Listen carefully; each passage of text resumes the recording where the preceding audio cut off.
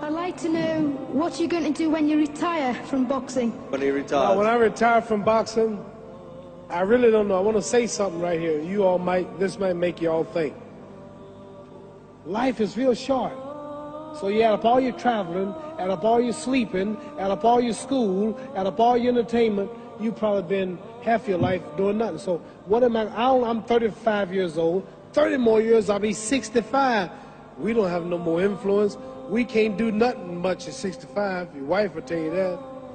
So what I'm saying, when you're 65, ain't too much more to do. So did you know I'll be 65 in 30 more years? In those 30 years, I have to sleep 9 years. I don't have 30 years of daylight. I have to travel back to America, take 6-7 miles. All my traveling, probably 4 years of traveling in the next 30 years, about 9 years of sleeping, television, movies, entertainment, about 3 years of entertainment. Out of 30 years, I might have about 16 years to be productive. So it's how we can all break individual lives down. What am I going to do in the next 16 years? What's the best thing I can do? Get ready to meet God. Owning real estate, going in business, teaching boxers, that won't get me to heaven. How many here believe there's a supreme being, believe there's a God? How many believe there's some power that made the sun, the moon, the stars? How many believe that this stuff didn't just come out here? Somebody wiser than us made it. How many believe there's a God? How many believe there's not a God? All right. Believe there's not a God. All right. If I told you who don't believe in God, if I told you that this glass sprang into existence, this glass made itself, no man made this glass, would you believe it? Would you believe I just told you this thing made itself? No. When I tell you, you wouldn't believe it, right? No, somebody's doubting it, yeah, so I'm giving you the answer. She wouldn't believe it. If I told her this television station popped into existence, it just, no man made it, you said Muhammad Ali's crazy. All right. Well, if this glass can't make itself, if I told you those clothes you have on wove themselves, nobody created them, those clothes made themselves, you wouldn't believe it. But if your clothes didn't make itself, if that glass couldn't make itself, if this building didn't make itself, then how did the moon get out there? How did the stars and Jupiter, Neptune and Mars and the sun, how did nature, how did all this come here if didn't know why is something planning to make it? So what I'm saying is, I believe we're going to be judged. Should a man like Hitler kill all the Jews and get away with it? Somebody should punish him. Maybe he get it, don't get it now, he get it when he died. In hell for eternity. So what I'm going to do when I get out of boxing is to get myself ready to meet God, because my plane might blow up. Don't planes blow up in this country sometime and crash? Don't people die every day? Not every day. It's a scary thing to think that I'm going to hell to burn eternally forever. So what am I going to do? The reason I'm explaining what you asked me a question. You ask me questions I can't just answer like that. When I get out of boxing or when I'm through, I'm going to do all I can to help people. That's why I'm here with Johnny Walker.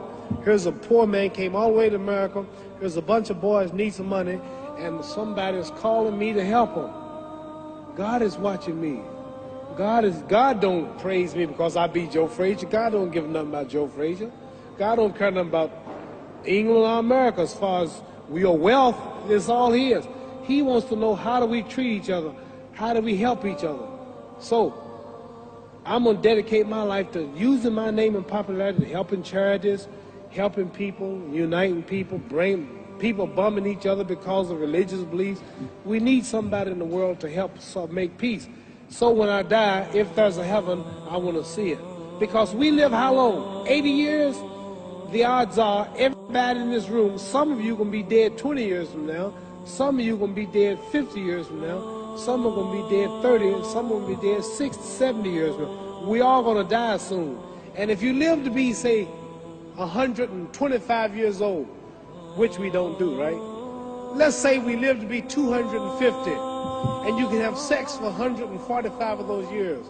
You're going to come to the end after that. So we don't have but about 80 years on earth.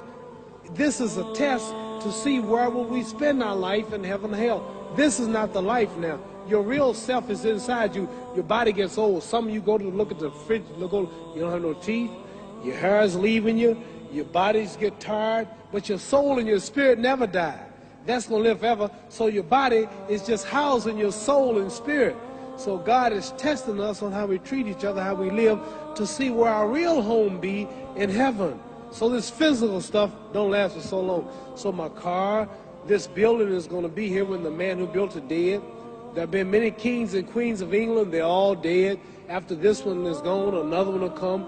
So we don't stay here. We're just trustees. We don't own nothing. Even your children are not yours. If you think I'm lying, your wife is not yours. You don't own your children. You don't own your family. So what am I saying? The most important thing about life is what's going to happen when you die.